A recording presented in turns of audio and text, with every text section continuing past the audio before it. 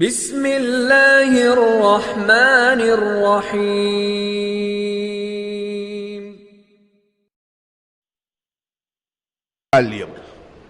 اس لیے میرے دوست اور میرے بزرگوں، یہ زندگی اپنی مرضی کی جگہ نہیں، مولا کی مرضی کی جگہ ہے کہ اللہ کی مرضی کی بنیاد پر چلو۔ شاہ دولہ رحمت اللہ علیہ اسی ملک کے بڑے اہل اللہ میں سے گزرے، اور ان کے زمانے میں گویا ایک سیلاب آیا، اور جو بند اور جو تالاب تھا وہ پھٹنے لگا۔ اب مخلوق خدا پریشان ہوئی کہ آبادی خطرے میں پڑ گئی، گاؤں ڈوب جائے گا، تدبیریں ہماری ساری بے بس ہو گئیں۔ اور جب آدمی مصیبت میں پریشان ہوتا تو اللہ اور اللہ والے یاد آتے ہیں، اور اسی کو اللہ پاک کہتے ہیں کہ راحتیں دیتے ہیں تو تم ہم سے غافل ہو جاتے ہو، اور سہولتیں ملتی ہیں تو اس کے اندر تم ڈوب جاتے ہو اور باغی بن جاتے ہو، اور جب مشقتوں میں پکڑتے ہیں تو ہمارے علاوہ تم کو کوئی نظر نہیں آتا، اور اب کہتے ہیں کہ اللہ کے علاوہ کوئی اور نہیں بچا سکتا۔ تو یہ مزاج تو منافقین و مشرکین کا بھی تھا کہ بے بس ہوتے تو اللہ ہی کو پکارتے، اور مومن وہ ہے جو ہر حال میں اللہ کی طرف چلے۔ لِكَيْ لَا تَأْسَوْا عَلَىٰ مَا فَاتَكُمْ وَلَا تَفْرَحُوا بِمَا آتَاكُمْ۔ جب انہیں ملتا تو اتراتے نہیں، اور چھنتا تو گھبراتے نہیں۔ ہر حالت کے اندر اپنے رب کی منشا اور رب کی مرضی کے مطابق اور تابعدار بن کر اپنی زندگی کو گزارتے ہیں۔ اب جب مصیبت آئی اور دیکھے کہ ساری آبادی ڈوبنے کو ہے تو سوچا کہ کیا کریں؟ ارے تدبیروں سے کچھ نہیں ہوتا، دعا والے کو پکڑو، اللہ والے کے پاس چلو۔ تو شاہ دولہ رحمت اللہ علیہ کی خدمت میں چلے آئے۔ اب آ کر جب گاؤں کا گاؤں جمع ہو گیا، آبادی کی آبادی آ گئی، تو کہا کیا بات ہے، کدھر آ گئے، کیسے آ گئے؟ کہا حضرت بڑی مصیبت میں ہے اور زندگی خطرے میں پڑی ہے۔ کہا کیا ہو گیا؟ کہا کہ اس وقت سیلاب ایسا آ رہا ہے کہ کسی لمحے میں بھی بند ٹوٹ سکتا ہے، اور یہ تالاب کا اگر پیٹھا پھٹے گا تو پورا گاؤں کا گاؤں اور آبادی کی آبادی ڈوب جائے گی، اور اس کے اندر گویا ہماری زندگی باقی نہیں رہے گی۔ اب کوئی تدبیر کر رہے ہیں تو کوئی قابو میں نہیں ہے، اللہ کے لیے دعا فرما دیجئے۔ فرمانے لگے اچھا اتنی بڑی پریشانی آ گئی اور ایسی بات ہے، چلو چلو ہم بھی چلیں گے تمہارے ساتھ۔ کہاں ہے وہ تالاب؟ اب یہ مخلوق خدا کو اور راحت ملی، ارے اللہ والا دعا ہی نہیں بلکہ چلنے کو بھی تیار ہے، چلو ان کے برکت والے ہاتھوں سے کچھ مٹی دلا دیں گے، کچھ وہاں پر کسی پتھر پہ دم کرا دیں گے تاکہ پھٹنے والے جھرے اور آنے والا پجرنے والا پانی رک جائے۔ اب وہاں چلے اور دیکھا کہ پانی گویا اس کے اندر سے رس رہا ہے اور گویا وہ دھارے پھیلنے کو ہے۔ تو اب وہاں پہنچ کے فرمایا اچھا یہ حال ہے؟ فرمایا بتاؤ کدال کہاں ہے، پھاوڑا کہاں ہے؟ لوگوں نے لا کے دیا کہ حضرت یہ ہے۔ اب وہ لے کے اس کے اوپر چلانے لگے تو وہ سوراخ اور بڑھنے لگا، اور وہ پیٹھا اور خطرے میں پڑ گیا، اور جب شگاف پھیل گیا تو پانی اور زور سے آنے لگا۔ اب مخلوق خدا رو پڑی، کوئی ہاتھ پکڑ لیا، کوئی پیروں پہ گر پڑا۔ کہا حضرت کیا کر رہے ہیں؟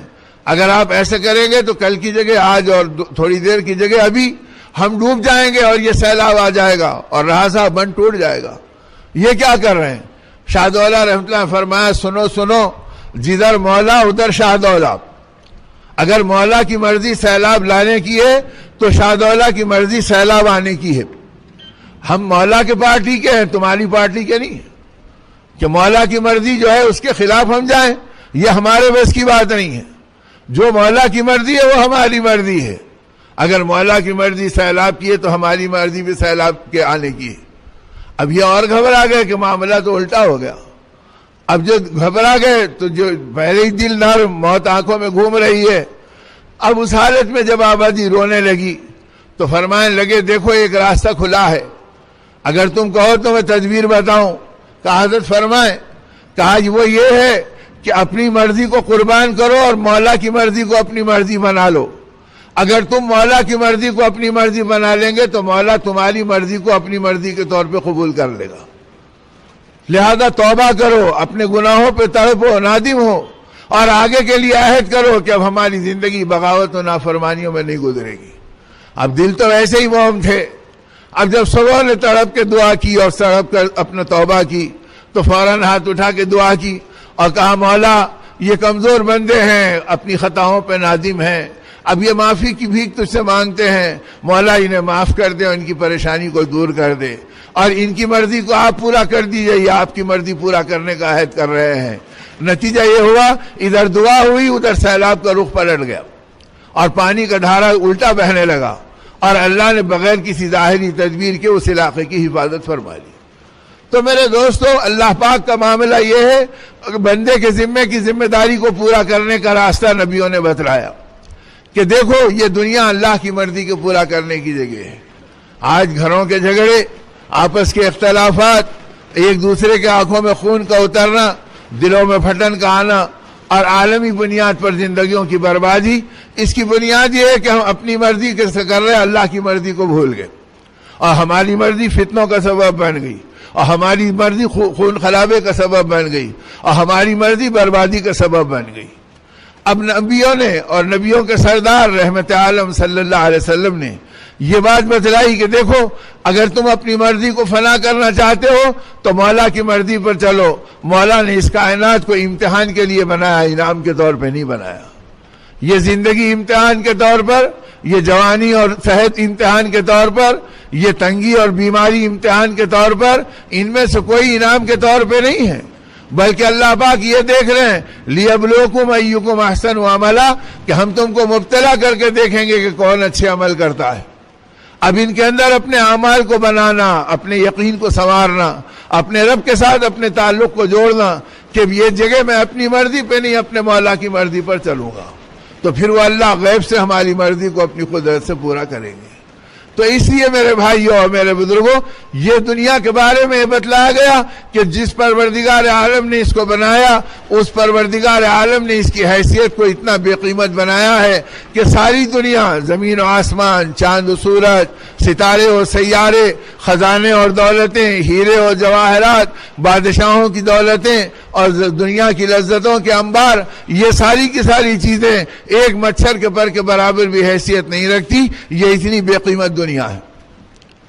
اگر یہ دنیا اتنی بے قیمت ہے تو اس کے دھوکے میں مت پڑو، اس لیے کہ جو دنیا پوری کی پوری ایک مچھر کے برابر پر کے برابر حیثیت نہیں رکھتی، سمجھدار آدمی کا راستہ نہیں ہے کہ وہ اس کو محبوب بنائے اور وہ اس کو مطلوب بنائے، بلکہ ضرورتوں کو پورا کرنا ایک علیحدہ چیز ہے، اور مقصد کو پورا کرنا یہ زندگی کی ذمہ داری ہے۔ ضرورتیں تو آدمی کی کسی طرح بھی پوری ہو جائیں گی، ارے بھائی دوپہر سے شام تک کا وقت گزارنا ہے، اگر روٹی نہیں ملتی تو چاول مل گیا، اور چاول نہیں ملتی تو چنے کے دانے مل گئے، اور وہ نہیں ملتے تو آدمی کچھ پھانک کر اور دو بسکٹ کے ٹکڑے کھا کر اپنا وقت گزار سکتا ہے۔ ضرورتیں بدل سکتی ہیں لیکن مقصد میں کوئی فرق نہیں آ سکتا ہے، اور جو آدمی مقصد کو بدل دیتا ہے وہ اپنی زندگی کی قیمت کو کھو دیتا ہے۔ تو یہ راستہ بتلایا گیا کہ اپنی زندگی کے اندر اپنی ضرورتوں کو پہچانو، اور یہ دنیا جو اللہ پاک نے بنائی ہے یہ بے حیثیت و بے قیمت بنائی ہے، یہ مردار دنیا ہے۔ جب یہ دنیا بے حیثیت ہے تو اس کی تمنائیں ردی سامان کی طرح ہے، تو یہ چیزیں سمجھدار انسانوں کا میدان محنت نہیں ہے۔ اب نبی رحمت صلی اللہ علیہ وسلم نے صحابہ کرام کے سامنے اس دنیا کی حقیقتوں کو کھولا، اور اللہ پاک کے پاک کلام نے جگہ جگہ اس دنیا اور دنیا کا انجام اور دنیا کی محبتوں کی حقیقت کو صاف ظاہر کیا، تاکہ سمجھ میں آ جائے کہ دنیا کی کیا نوعیت ہے۔ کہ ساری دنیا کے بارے میں رحمت عالم صلی اللہ علیہ وسلم کے ارشاد پاک کا خلاصہ یہ ہے کہ کل قیامت کا میدان ہوگا، اور اللہ پاک اس پوری دنیا کو ایسے سجائیں گے جیسے کوئی دلہن کو سجاتا ہے، اور ایسے سجائیں گے کہ اس کے اندر کی تمام زیب و زینت کی چیزوں سے اسے سجایا جائے گا، خالی اس کے کو رنگ برنگا نہیں بنایا جائے گا، اس کے سونے سے، اس کے چاندی سے، اس کے ہیروں سے، اس کے جواہرات سے، اس کی جاذبیت والی زرق برق سے، اور اس کے اندر کی تمام تمطراق سے اس کو سجا کر دلہن بنا کر اللہ کی پاک بارگاہ میں پیش کیا جائے گا، اور پھر اللہ کی پاک بارگاہ میں اس کی طرف سے درخواست کی جائے گی اور اس کو گویائی کی قوت دی جائے گی، اور یہ دنیا کہے گی کہ اے اللہ، اتنے سجنے کے باوجود، اتنا بنٹھن جانے کے باوجود میں آپ کے سامنے قسم کھا کے یہ کہتی ہوں میں کسی ادنا جنتی کے جنت کے برابر نہیں ہوں، البتہ کسی جنت کے کونے میں مجھے بھی داخل کر دیجئے۔ تو حق تعالی شانہ کا جواب ہوگا اے دنیا تو ہماری نگاہوں میں اتنی خبیث و بے حیثیت ہے کہ ہم تجھے کسی ادنا جنتی کے جنت کے کونے میں کیا داخل کرتے، جس جنت میں تجھے داخل کیا جائے گا تیری نحوست سے میرے جنتی کے جنت کی زینت بھی ختم ہو جائے گی۔ اور فرشتوں کو حکم ہوگا کہ ان سب کو اٹھا کر جہنم کا ایندھن بنا دو اور اسے جہنم کے انگاروں میں ڈال دو۔ تو اس وقت پتا چلے گا کہ دنیا کی حیثیت کیا ہے اور دنیا کا انجام کیا ہے۔ جب دنیا کو اٹھا کر جہنم کا ایندھن بنایا جائے گا تو دنیا کے چاہنے والوں کو کہاں رکھا جائے گا؟ اس لیے یہ بتلایا گیا کہ یہ دنیا جب تمہارا میدان محنت اور مطلوب نہیں ہے تو اس دنیا کے اندر تم اپنی مرضی کو کہاں تلاش کرتے؟ ہاں تمہاری مرضی کو پورا کرنا ہے تو تم اپنے مولا کی مرضی کو پورا کرنے والے بن جاؤ۔ اب صحابہ کرام اللہ کی مرضی کو پورا کر کے چل رہے ہیں اور اللہ پاک ان کی زندگیوں میں اپنی قدرت کا تماشا دکھلا رہے ہیں۔ مسجد نبی ہے، صحابہ کرام کا ایک خاصا مجمع جمع ہے اور وہ بھوک اور فاقوں کے اندر ڈوبا ہوا ہے۔ کئی دن سے ان کے گھروں میں چولہے نہیں جلے ہیں اور ان کے گھر سے دھواں نہیں نکلا ہے۔ نبی پاک صلی اللہ علیہ وسلم ان کے درمیان میں رونق افروز ہیں اور آپ فرما رہے ہیں من رضی بالمؤمنین من المال رضی اللہ سبحانہ تعالی بالقلیل من الاعمال او کما قال۔ آپ نے فرمایا ہے لوگوں سن لو اور اس بات کو سمجھ لو، جو آدمی تھوڑی دنیا پر اللہ کے لیے راضی ہو جائے گا اللہ قیامت کے دن تھوڑے دین پر اس سے راضی ہو جائیں گے۔ اب صحابہ کہتے ہیں ہمارے لیے عید ہو گئی کہ جو دنیا میں تھوڑے مال پر اللہ سے راضی ہو جائے گا اللہ قیامت کے دن تھوڑے اعمال پر اس سے راضی ہو جائیں گے۔ اب یہ سنتے ہی ان کے فقر و فاقے ان کے لیے عزت بن گئے، ان کی بھوک اور پیاس ان کے لیے آخرت کا خزانہ بن گئی۔ اللہ اگر ہم تھوڑی دنیا پہ راضی ہو گئے تو آخرت میں تھوڑے دن پر اللہ ہم سے راضی ہو جائیں گے، بس تو یہ فاقے بھی محبوب ہیں، یہ بھوک و پیاس بھی عزیز ہے۔ اب ان چیزوں میں گلے شکوے نہیں ہوئے، نہ اللہ سے بدگمانی ہوئی، نہ مخلوق کے اندر کوئی آدمی کا تجسس ہوا، بلکہ اپنی زندگی بے تاج کے بادشاہوں کی بن گئی اور اتنے بے نیاز بن گئے کہ جب دنیا قدموں میں آئی تو رونے لگے، یا اللہ کہ ہماری محنتوں کا صلہ ہم کو دنیا میں تو نہیں مل جا رہا۔ تو اس صحبت کا تو مزاج یہ بنایا گیا کہ تم دنیا کے بارے میں اس ذہن کے ساتھ چلو اور اپنے اللہ کے ساتھ اپنا رشتہ ایسے مضبوط کرو کہ میری مرضی کیا ہے، میں تو اللہ کی مرضی پہ چلوں گا۔ اب اللہ کی مرضی پر اس امت کا اتنا مزاج بنایا گیا کہ مدینہ طیبہ ہے اور صحابہ کرام رضوان اللہ تعالی علیہ مجمعین فرماتے ہیں کہ نبی رحمت صلی اللہ علیہ وسلم کی خدمت میں رئیس فلک کے پاس سے آئے ہوئے خزانوں کا انبار ہے اور آپ لوگوں میں تقسیم کیے جا رہے ہیں اور مدینہ سمٹ کر آ رہا ہے اور آپ ہر ایک کے ساتھ اپنی سخاوت اور ان کو دینے کا جود و عطا کا معاملہ فرما رہے ہیں۔ اب یہ بات لوگوں میں عام ہوئی، قبیلہ عشر موجود تھا جو مدینے کے جوار میں رہتا تھا، اب ان کو اپنے گاؤں میں پتا چلا ارے آقا کا یہ کریمانہ معاملہ ہو رہا ہے اور وہ لوگوں میں بانٹ رہے ہیں، چلو عرصے سے ہمارے گھر کے چولہے بجھے ہیں، ہماری عورتیں رو رہی ہیں، ہمارے بچے فاقوں میں تڑپ رہے ہیں، ہمارے سینوں میں پھپولے پڑ رہے ہیں، اس منظر کو دیکھ کر چلو آقا کی خدمت میں رکھیں گے، آقا سے بڑھ کے ہمارا اور کون شفیق ہے، اور اللہ کے نبی صلی اللہ علیہ وسلم ہماری مدد فرما دیں گے۔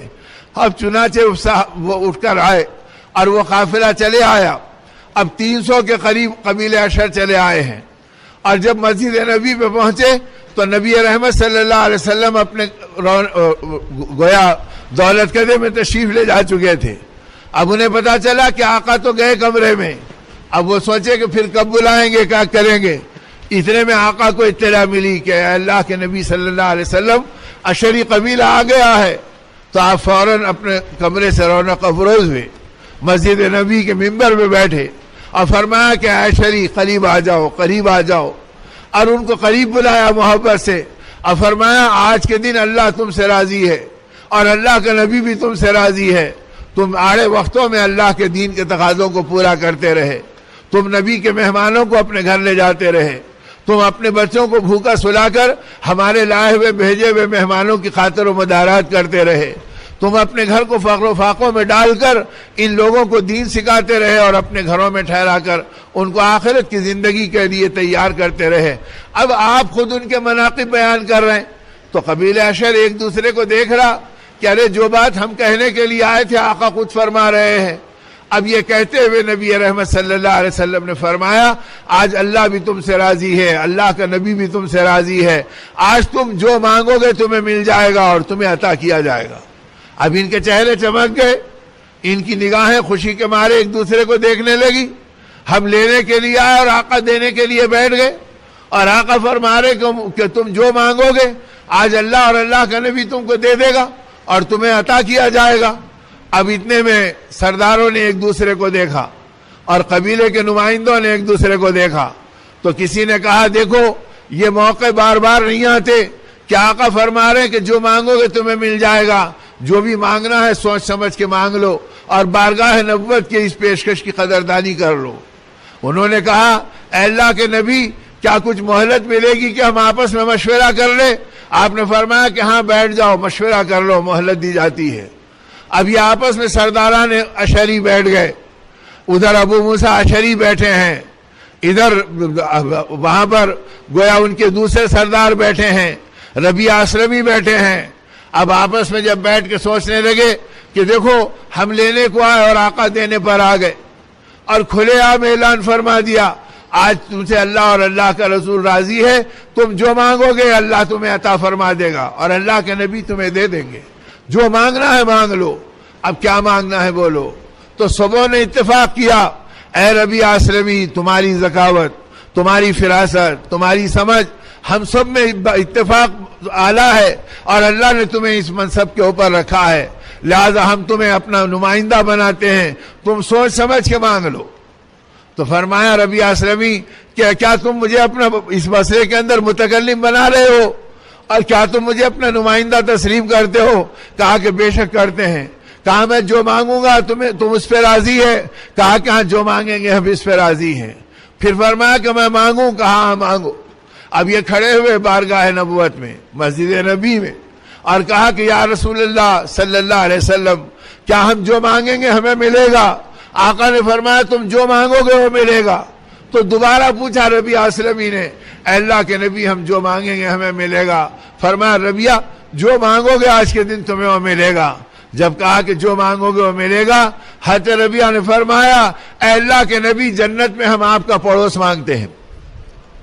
اب صحابہ کہتے ہیں کہ آقا کی آنکھوں میں آنسو آ گئے اور ایک دم کیفیت بدل گئی.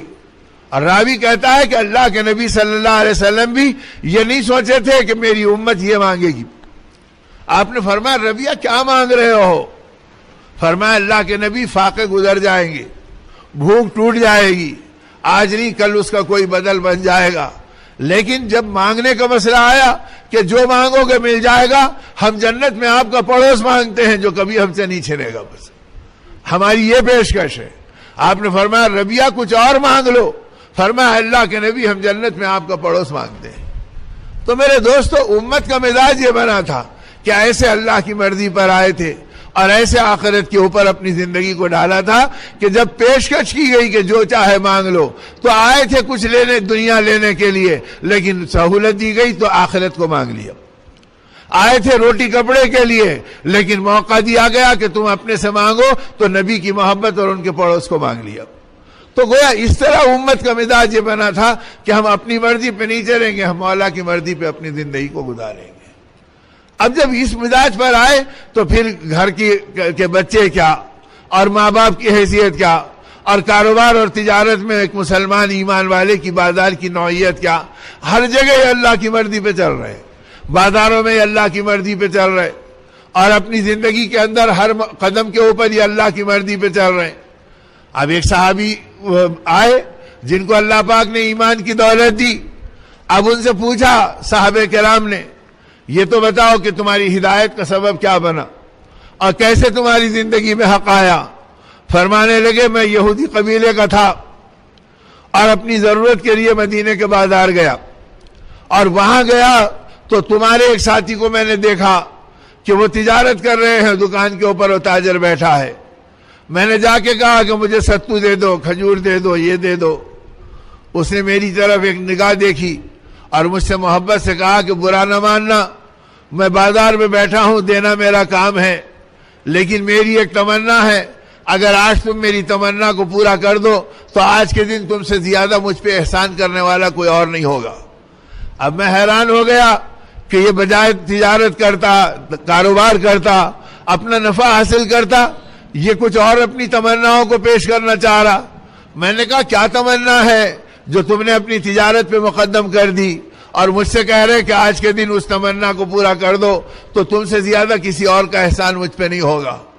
انہوں نے کہا کہ میری تمنا یہ ہے کہ میرے ہاں 2-5 گاہک آ گئے اور اللہ نے اتنا دے دیا کہ میں کھا پی کے 2-1 کو کھلا سکوں، میں بازار کا حق ادا کرنے کے لیے بیٹھا ہوں، باقی میرے سامنے وہ دکان ہے مقابل پہ کھلی ہوئی، جب سے میں بیٹھا ہوں وہ بھی بیٹھا ہے، لیکن ابھی تک کوئی گاہک اس کے پاس نہیں آیا، اس کی طبیعت میں بے چینی ہے، بے قراری ہے، اگر تم میرے بجائے اس سے لے کے خوش کر دو تو میں تمہارے احسان کو بھلا نہیں سکتا، اور آج کے دن تم سے بڑا احسان میرے پہ اور کوئی کرنے والا نہیں۔ میرے دل پہ چوٹ پڑی کہ یہ عجیب لوگ ہیں کہ اپنی تجارت کو کھو رہے ہیں، اپنے نفع کو چھوڑ رہے اور دور کی دکان کا تعارف کرا رہے ہیں اور اس کی تجارت کی طرف مجھے بڑھا رہے ہیں۔ میں نے ان کی اس لجاجت پر اور اس تمنا پر ان کی بات کو قبول کر لیا اور سیدھے اس دکان پہ چلا۔ وہاں جا کے دیکھا تو دوسرا چوٹ میرے دماغ پہ یہ پڑا کہ یہ بھی یہودی، میں بھی یہودی، تو گویا یہ اپنے دشمن کے پاس بھیج رہے، اپنے خون کے پیاسوں کے پاس بھیج رہے ہیں۔ اب وہ لپک کے اترا کہ کدھر آ گئے، کہا مجھے یہ سودا چاہیے، وہ فوراً تیزی کے ساتھ ان کی ضرورت کا سامان دے دیا۔ یہ کہتے ہیں میں سامان لیا اور اب میرا دماغ کھو گیا اور اب میں اپنے آپ میں سوچنے لگا اور پلٹ کے نکل کے پھر ان کی دکان پر آیا۔ اتنے میں ان کے پاس کوئی گاہک تھا اور یہ اسے دینے میں لگے تھے۔ اب میری طرف نظر پڑی تو کہا کہ کیا بات ہے، مل گیا؟ میں نے کہا کہ ہاں مل گیا۔ تو کہا کہ بچے انتظار کر رہے اور بیوی منتظر ہوگی، جاؤ اپنے گھر کو، اب یہ وقت بازار میں خامخواہ کے ٹھہرنے کا نہیں ہے، پھر آ کے کیوں ٹھہرے ہو؟ تو میرے آنکھوں میں آنسو آئے اور میں نے کہا کہ تم یہ نہیں پوچھتے کہ میں تمہارے پاس دوبارہ کیوں آیا؟ تمہارے کہنے پہ سامان تو اس سے خرید لیا، اب ایمان تم سے خریدنے کے لیے آیا ہوں۔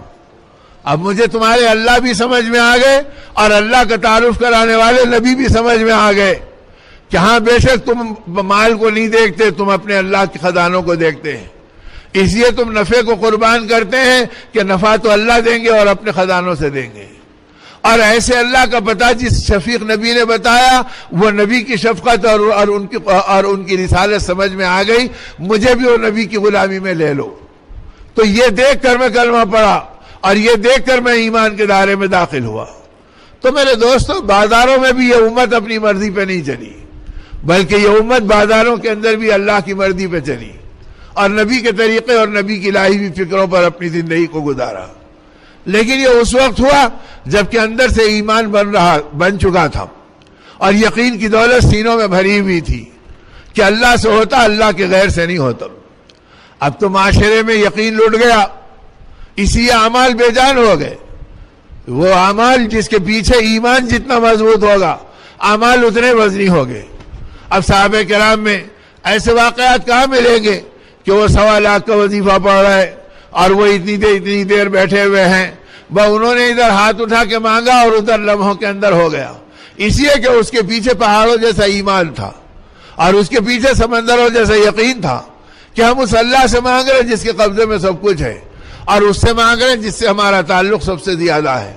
اب اللہ کے ساتھ اپنے تعلق کو قائم کیا تھا اور وہ تعلق کو قدم قدم پہ بڑھایا تھا، اپنی تمناؤں کو قربان کر کر، اپنی مرضی کو چھوڑ کر اور اپنے گھرانے کے تقاضوں کو توڑ کر کہ بھئی اللہ کی منشا کیا ہے اور نبی رحمت صلی اللہ علیہ وسلم کا مطالبہ کیا ہے۔ اب ساری زندگی ان بنیادوں پہ چل رہی ہے۔ اب نتیجہ یہ تھا کہ گورنر بنائے گئے تو اللہ کی مرضی کو پورا کیا، اور اگر فقیر بنائے گئے تو اللہ کی مرضی کو پورا کیا۔